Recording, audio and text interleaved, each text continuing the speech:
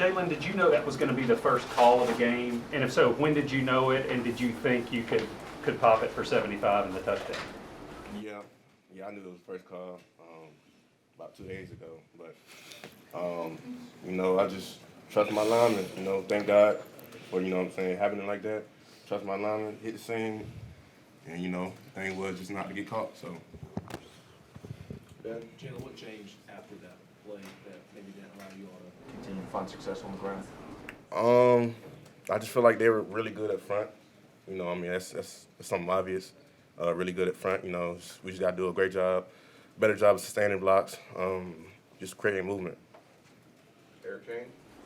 Joe, what was Georgia doing to make things difficult for you guys on third downs, or maybe what were you guys not doing to execute on third downs? They didn't do anything different that we prepared for. 2-man, 4-star, cover one.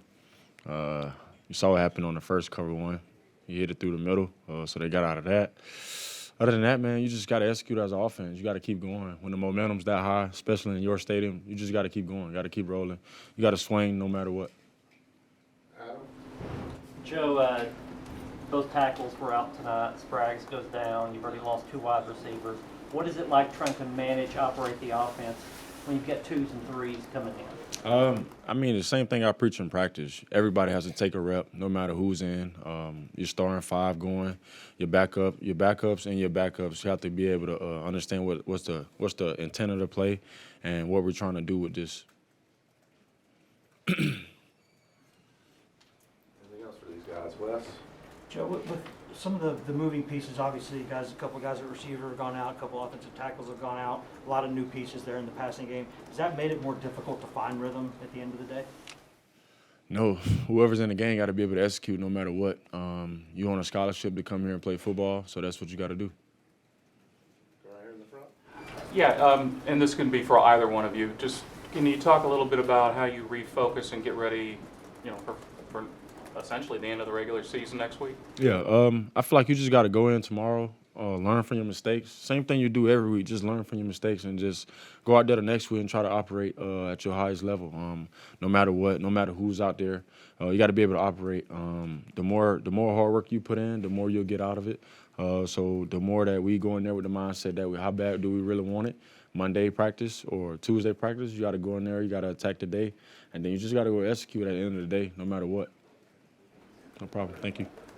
Kind of going off that, Joe, you guys have talked about putting together 4 consistent quarters for quite a few weeks now. Can you identify anything that you guys are doing either in the prep or in the midst of the game when you do that compared to the games when you don't? I don't think there's no game that you don't. I think there's just some times where, as an offense or as a team, you have to be able to just operate no matter what. I feel like when it comes down to playing 4 full quarters, you have to be able to say F the scoreboard and just go no matter what. If you don't, then when you start looking at the scoreboard, that's when the game can creep up on you. David? Jaylen, you've played at Georgia since you've been here, obviously, and they've put so many defensive players in the NFL. How does this defense that you face today compare to the other Georgia defenses that you face? They all similar. They fly around. They're disciplined, very disciplined, very good up front.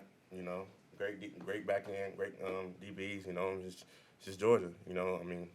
I was expecting them to come play how they played today.